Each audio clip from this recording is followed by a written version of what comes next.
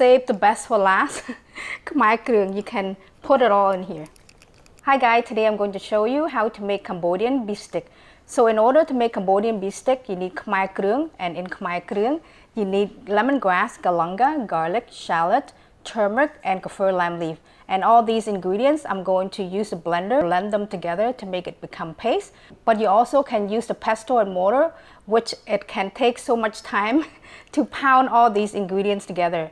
I recommend soak these shish kebab stick in the water while you prep all the ingredients, so when it's time for you to barbecue it, the stick doesn't get burned. Let's set the beef on the side for now. And before I start, I want to show you the lemongrass and how it looks like. So here is when I take out of the package. I bought a big package, and on the package, so it says frozen chopped lemongrass. These ones are chopped, but if you were to look in the store sometime, you'll find a long strand like this. I'm not sure you can see the picture or not. If you were to Google, you'll find a picture, all sort of picture on how lemongrass look like, even all these other ingredients. I put the lemongrass on the side because that's already chopped, and I'm gonna thin slice some of this. So here I have turmeric. I just clean well, you don't have to take out the skin, so your hand doesn't become yellow. So that I'm only just gonna slice it like that. So that's 2 roots. And here is galangal. Since I'm making a big portion, so here is gonna be quite a bit of ingredient of the Khmer Kroeung. For the galangal, I put about a handful after I slice them. And for the kaffir lime leaf, take out the stem that is in the middle. Here is about maybe 12 leaves, but you also can put more. And after, just hold them together and thin slice. When you chop the kaffir lime leaf, you can smell the aroma. It smells so good. And for the shallot, I'm just gonna cut it into smaller pieces. Since I'm going to put in a blender, you don't have to cut it too small. Shallot, I put 2 small pieces like this. But you also can substitute with red onion. But shallot, it will make the Khmer Kroeung more like Khmer Kroeung. Okay, so now I'm gonna put all these ingredients together. So shallot, I put 2 small ones or 2 medium, it's fine too. And for kaffir lime leaf, I'm gonna put this much, about maybe 10 leaves. And for the galangal, about a handful, about 12 slices. And turmeric, 2 roots. 1 bulb of garlic. I'm gonna use soup spoon, but you also can use a tablespoon. I'm gonna put 4 tablespoons chopped lemongrass. You also can put more if you want more lemongrass. So here, I'm just gonna finish it up. So here 5, but you can start with 4.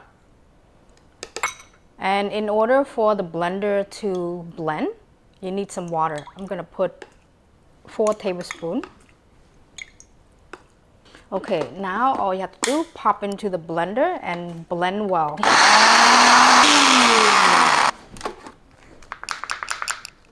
Okay, it looks like it may need a bit more water, so I'm just gonna add a bit more water. I'm just gonna add 1 more tablespoon. So I have 5 tablespoons. That is a bit better. Earlier it didn't blend. Gonna,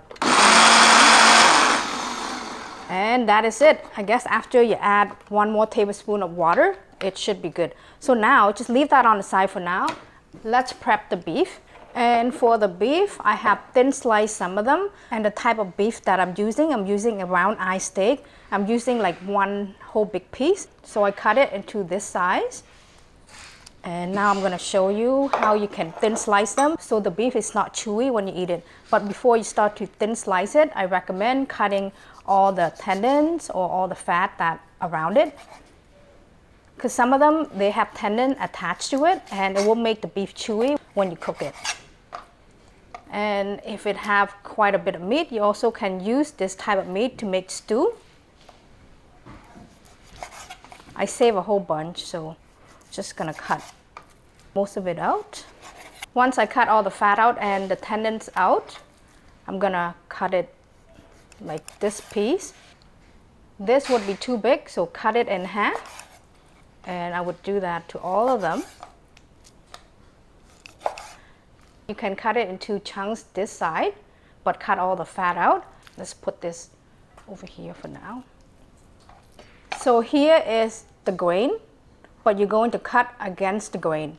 If you cut it against the grain, when you cook it, it becomes more tender. It's not as chewy. But if you cut it this way, normally they make beef jerky, they cut it along the grain. But if you're going to stir fry it, or if you put in a beef stick, I recommend cut it against the grain. So just thin slice, like that thick. And as you notice, the beef for each piece, they're not too big. So in here I have thin sliced beef, round eye steak, but you also can use different type of beef that have some fat attached to it. If you use a type of meat that has tendons attached to the meat, when you cook it, it's gonna be chewy. So you have to make sure either with fat or without. So this one is without. So 2 kilograms or 5 pounds. To help the beef become more tender, I'm going to add half tablespoon of baking soda. But if you can marinate it overnight, you don't need the baking soda because all the ingredients, especially the cooking oil, once you soak everything in there in the refrigerator, it will make the beef tender automatically, especially with all those khmer Kroeung that you put in there. It somehow helps tenderize the meat. 1 tablespoon of chicken powder, 1 tablespoon of unsalted garlic powder, 2 teaspoons of salt, yellow sugar or golden yellow sugar. You also can use white sugar, but white sugar will make it more sweeter. So here I'm gonna add 7 tablespoons. If you're going to use white sugar, just put 6. 3, 7. 1 teaspoon of black pepper, 2 tablespoons of fish sauce,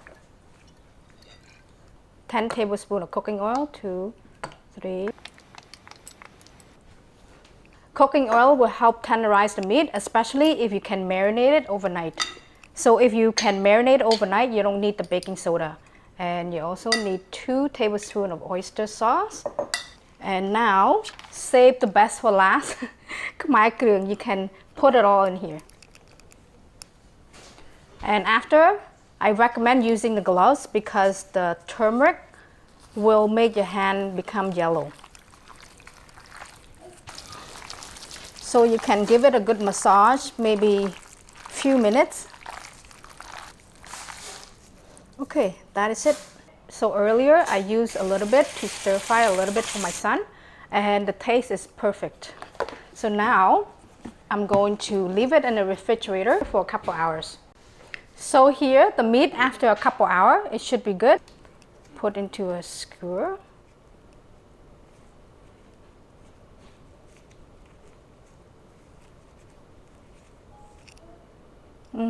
And it smells so nice. And like that. The pointy part, you're gonna use to poke the meat. Poke it through.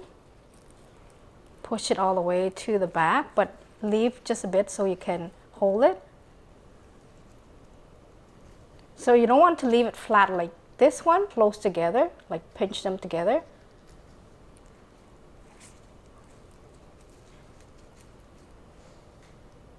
After close to 1 hour of standing, it's done now.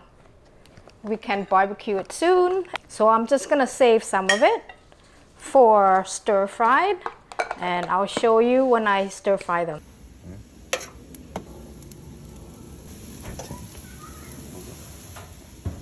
Already cooked it once.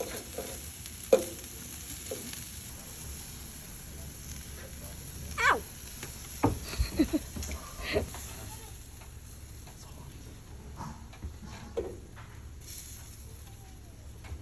I have some beef stick and also some chicken wings. For the beef stick, if you can have it with some sort of salad, cabbage salad or papaya salad. No, that's yours. I thought you smelled that. The beef stick.